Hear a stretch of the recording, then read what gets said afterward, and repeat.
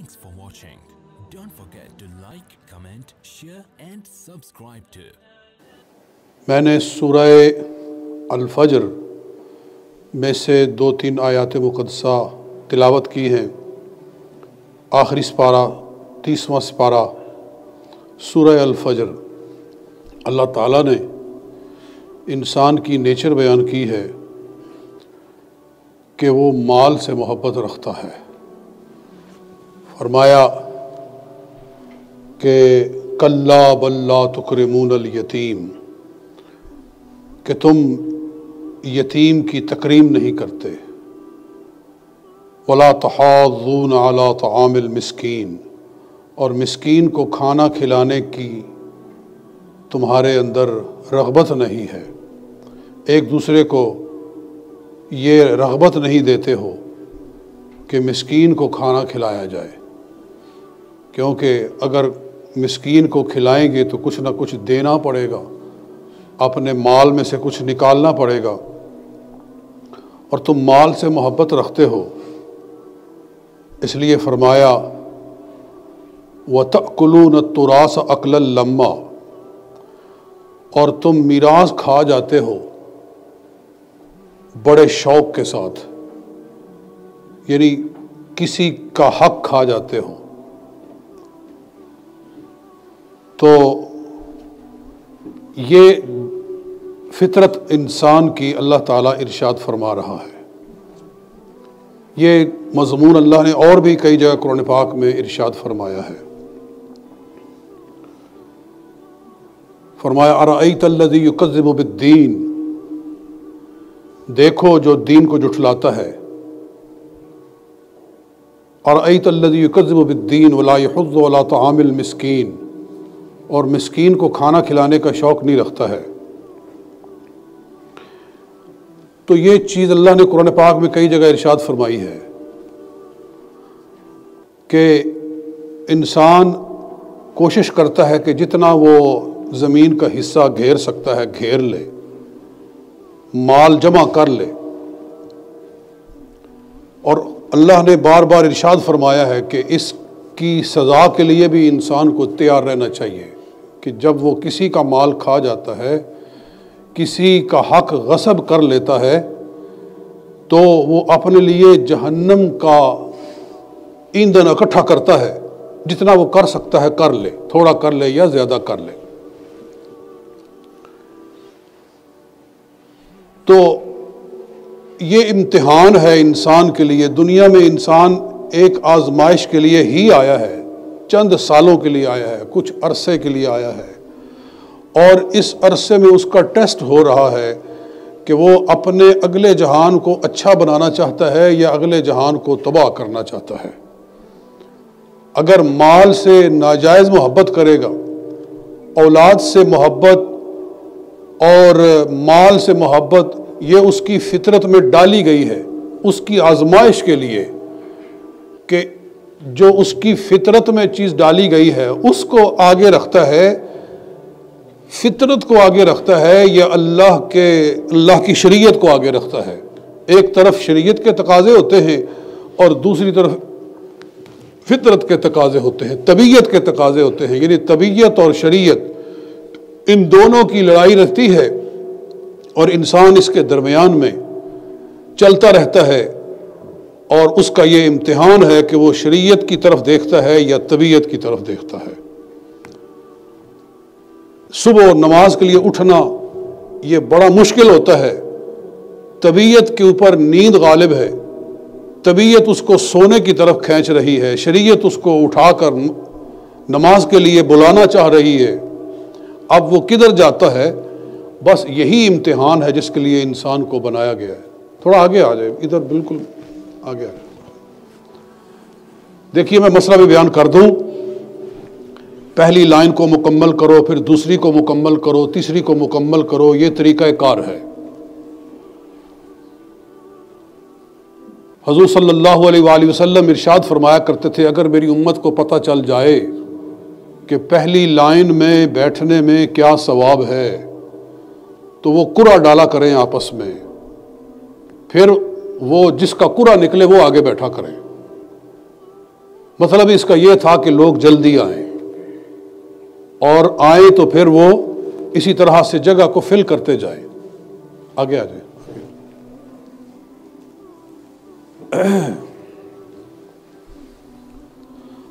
تو عرض میں یہ کر رہا تھا کہ سرور عالم صلی اللہ علیہ وآلہ وسلم جو شریعت ہمیں عطا فرما کر گئے ہیں، ایک طرف وہ ہوتی ہے اور ایک طرف ہماری طبیعت ہوتی ہے۔ طبیعت کچھ چاہتی ہے اور شریعت کچھ چاہتی ہے، بس اسی امتحان میں انسان کی زندگی بسر ہو جاتی ہے۔ آج یہ المیہ ہے ہمارے مسلمانوں کے اندر، اور میں اس پر پہلے بھی کئی دفعہ گزارش کر چکا ہوں، اور یہ وہ زیادتی ہے جو عورتوں کے ساتھ کی جاتی ہے۔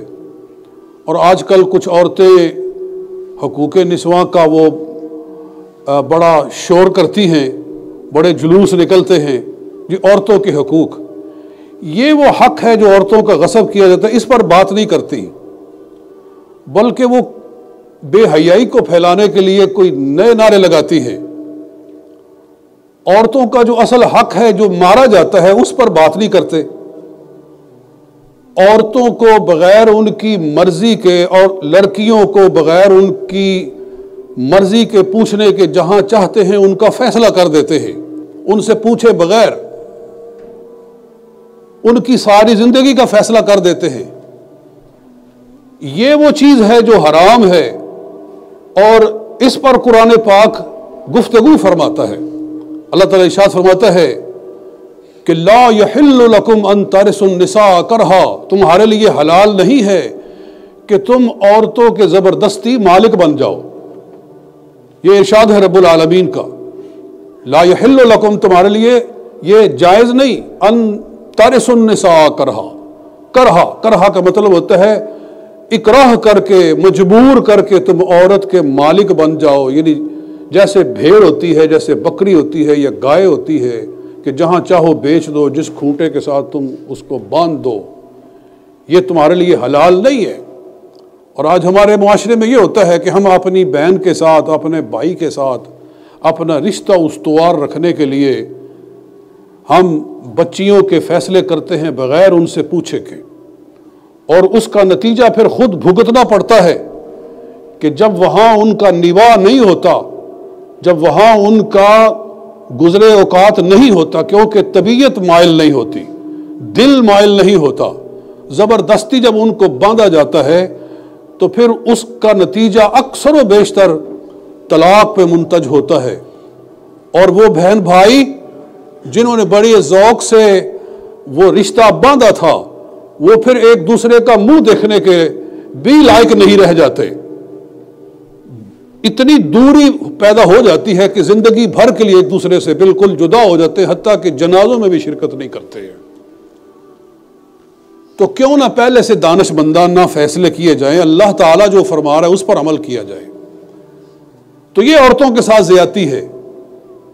اسی طرح عورتوں کے ساتھ یہ زیادتی بھی کی جاتی ہے کہ ایک شخص فوت ہوتا ہے اور اس کے مال میراث کو اس کے بچے صرف اپنے قبضے میں کر لیتے ہیں، اور بچیوں کو اس میں سے کچھ نہیں دیا جاتا، ان کو اس سے یکسر محروم کر دیا جاتا ہے۔ یہ چیز اللہ تعالیٰ ارشاد فرما رہا ہے وَتَأْكُلُونَ التُّرَاثَ أَكْلًا لَمًّا، کہ تم میراث کھا جاتے ہو۔ تراث اس کا مطلب ہے میراث کھا جاتے ہو، أَكْلًا لَمًّا، یعنی بڑے ذوق و شوق کے ساتھ۔ وَتُحِبُّونَ الْمَالَ حُبًّا جَمًّا، تم مال کے ساتھ محبت رکھتے ہو، بڑی گہری محبت۔ اور سرکار دو عالم صلی اللہ علیہ وسلم نے ارشاد فرمایا کہ جس نے کسی کی ایک بالشت زمین پکڑ لی، کتنی؟ صرف ایک بالشت، ایک ہاتھ کے برابر، کسی نے کسی کی زمین ہتھیا لی، اپنی بہن کی، اپنے بھائی کی، یا کسی شخص کی زمین ایک بالشت کے مطابق اس نے پکڑ لی، تو اس کو دوزخ میں ڈالا جائے گا، اور وہ زمین اوپر والی سطح سے لے کر نیچے والی سطح تک جتنی زمین ہے، آپ کو معلوم ہے زمین ایک کرہ ہے، ایک گول کرہ ہے، اس کی اوپر والی سطح سے لے کر اس کی نیچے والی سطح تک سائنسدان بیان کرتے ہیں کہ 12,500 میل کا فاصلہ ہے، یہ ساری کی ساری اٹھا کر اس کے سر کے اوپر رکھ دی جائے گی، یہ ساری کی ساری اس کے سر کے اوپر رکھ دی جائے گی، اور اسی طرح اس کو پیسا جائے گا، اسی طرح اس کو سزا ہوتی رہے گی، قیامت تک ہوتی رہے گی۔ پھر قیامت کے بعد فیصلہ ہوگا کیا ہوگا۔ تو خدا کا خوف کرنا چاہیے کہ اپنے لیے جہنم کا ایندھن ہم کیوں جمع کرتے ہیں۔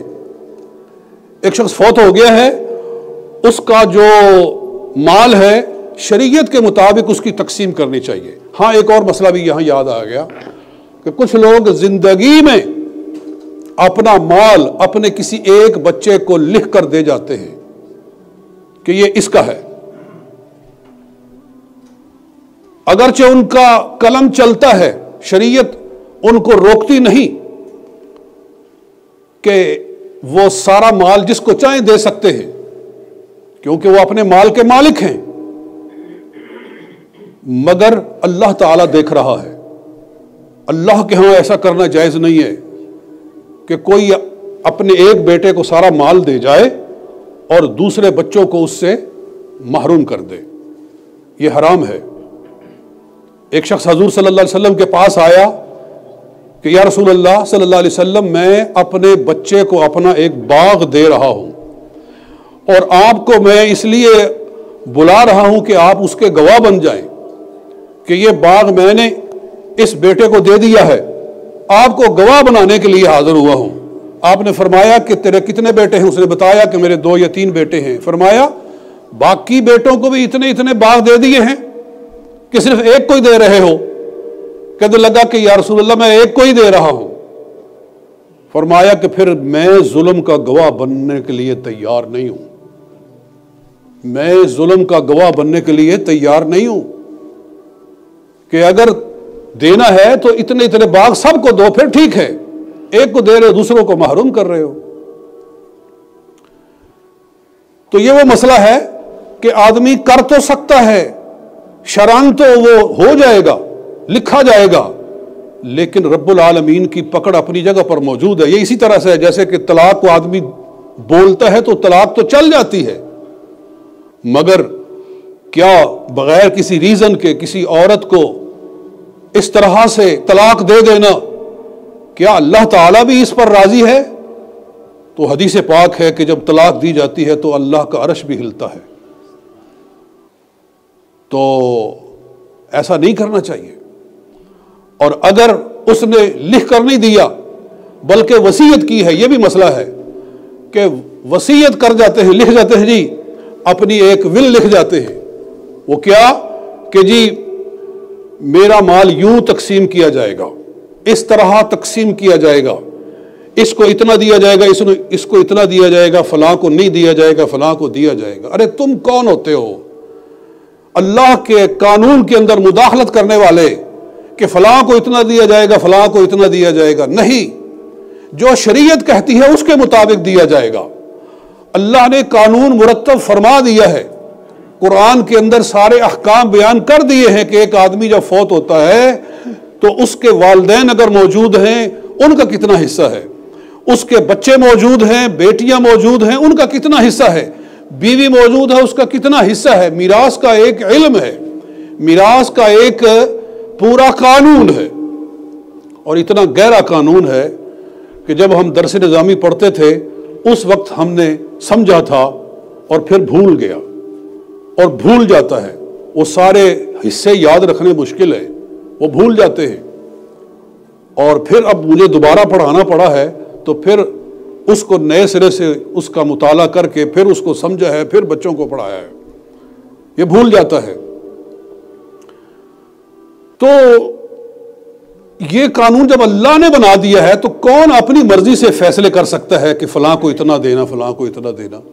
ہاں زندگی میں اگر کسی کو دے دے تو وہ ایک الگ بات ہے، لیکن وہ بھی اللہ تعالیٰ دیکھ رہا ہے کہ تم صحیح طریقے سے کسی کو دے رہے ہو یا ناجائز طریقے سے دے رہے ہو۔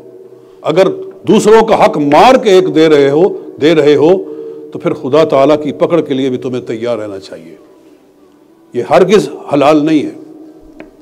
یعنی اللہ تعالیٰ کے ہاں ایک ہوتا ہے قانون شرع کا، ایک ہوتا ہے قانون اللہ کے ہاں ایسا کرنا جائز ہے، اللہ اس پر خوش ہے یا اللہ تعالیٰ اس پر خوش نہیں ہے. ایک عند اللہ ہوتا ہے، ایک عند الشرع ہوتا ہے.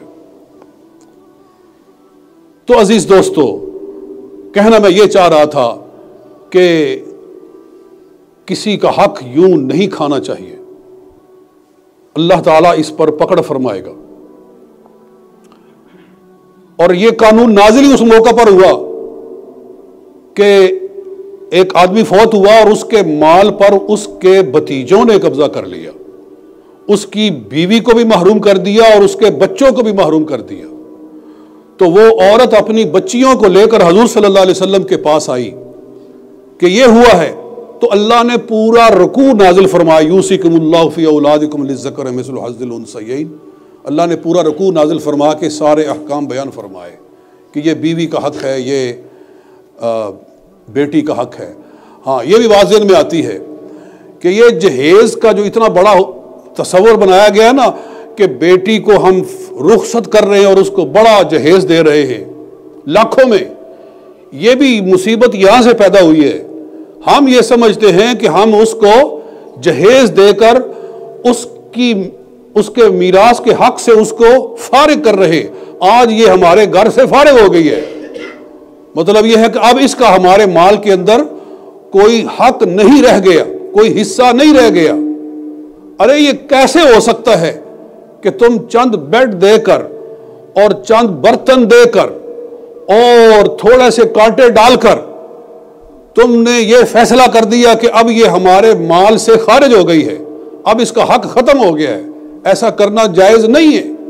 جتنا مرضی اس کو دے دو، تمہارے مرنے کے بعد تمہاری میراث کے اندر جو اس کا حق اللہ نے مقرر کیا ہے اس کو تم اس سے نہیں معروم کر سکتے. وہ اس کو ضرور ملے گا، اور اگر نہیں دیا جائے گا تو پھر اس کی پکڑ کے لیے تیار رہنا چاہیے. تو یہ وہ عورتوں کے حقوق ہیں جن پر یہ عورتیں بات نہیں کرتی ہیں، جو عورتوں کے حقوق کے لیے بڑا وہ جلوس نکالتی ہیں اور باہر سے پیسہ کماتی ہیں. یہ اصل ایشوز نہیں ہے کہ عورت لباس کیسا پہنے. عورت کا لباس بھی کیسا ہونا چاہیے وہ بھی اللہ نے مقرر فرما دیا ہے کہ اس سے بڑھ کر تم اپنے اعضاء کو ننگا نہیں کر سکتی ہو. تو اللہ رب العزت ان چیزوں کے سمجھنے کی ہمیں توفیق عطا فرمائے. ٹائم ہو گیا. وما علینا الا البلاغ المبین.